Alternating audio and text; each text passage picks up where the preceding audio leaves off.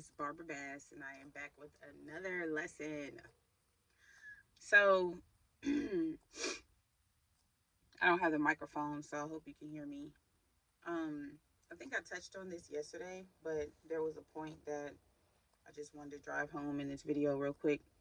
Um, in certain states, I know for a fact it's in California, they have what's called a crime of passion. A crime of passion is basically where you could be married to somebody, you walk in on them cheating on you and doing something crazy, you know what I'm saying? They could be in the middle of the act of cheating, and you somehow, your anger gets the best of you and you end up taking them out of the land of the living. We'll just call it that. And you could get acquitted for it if you can prove that, you were just very, very angry in the moment. Now, when I think about God and justice and court systems and how God has loopholes to help people get out of situations and things like that. Now, yeah, Satan used these loopholes to get his minions out of things as well, but God has loopholes and things too. And hold on.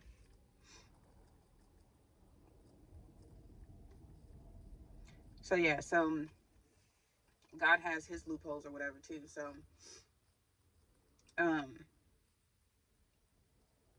God is looking at the intentions of what you did. Like he wants to know. He's looking at your heart. He's looking at if you did create a crime of passion. Uh, he's looking at your heart. Now, the point that I want to talk about is the fact that this law exists, and we know that God is the ultimate one who's the lawmaker and over justice, the justice system. This law, I feel like, was put in place and it's allowed on the earth because it's in agreement with God. If God gets angry about us cheating on him and prostituting ourselves out to other gods and goddesses, and he's a jealous God and this and that, he understands that when we're in a relationship and we're committed to a person and that person is supposed to be our only person, and that's the understanding, that if they go and cheat and then you commit a crime out of passion, because God is very passionate about us, we cheat on God and people cheat on us.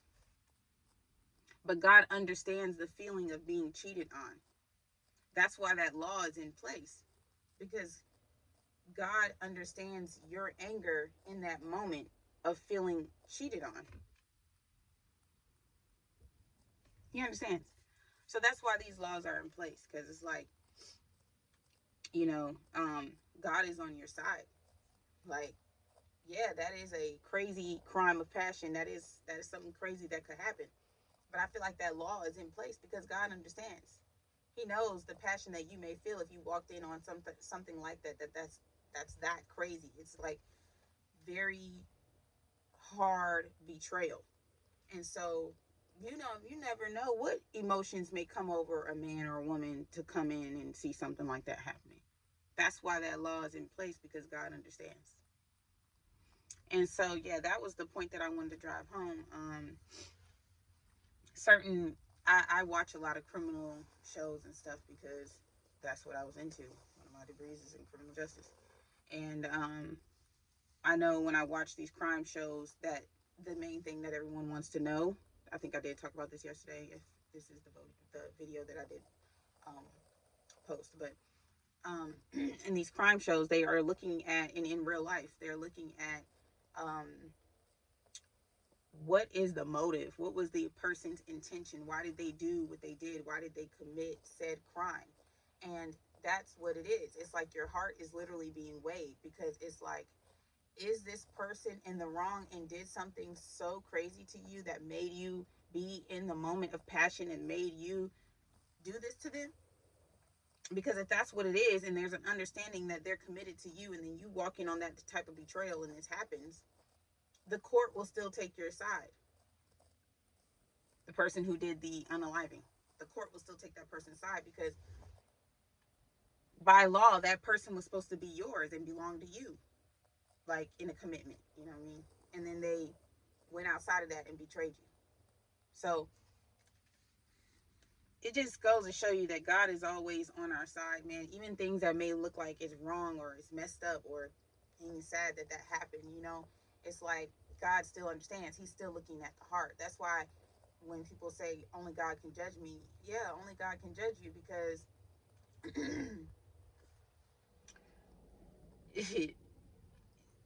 only God understands that feeling within you. No one else is inside of you to understand that feeling. They can know the story and sympathize with you, but only God knows you. He knows how you feel.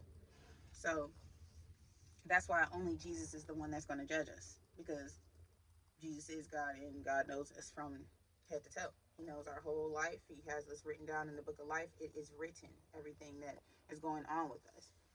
And so God is checking the heart to see what is your natural response to anything that you do, crime or petty crime or whatever, small manipulation, control, whatever little thing that you're doing.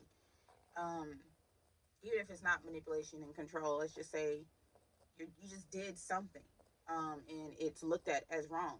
God is looking at the heart and he's looking at the intentions. And then on these crime shows, they're doing the same thing. They're looking at the intention, because if the intention was that that person got you messed up and they betrayed you, then yeah, the court's going to take your side.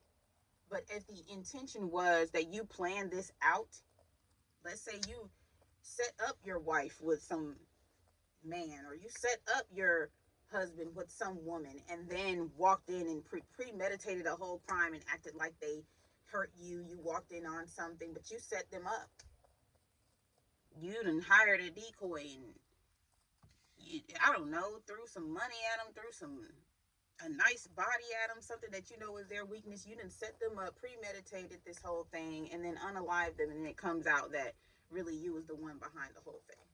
I remember seeing like this crime where these two sisters, they claimed that their dad was just suffering, and he was just so in pain, and they um ended up injecting something in him to basically put him to sleep peacefully. But then they got a whole bunch of money, and then the sisters ended up getting with the same man and flipping on each other, but the man loved the one of the sisters more than the other one.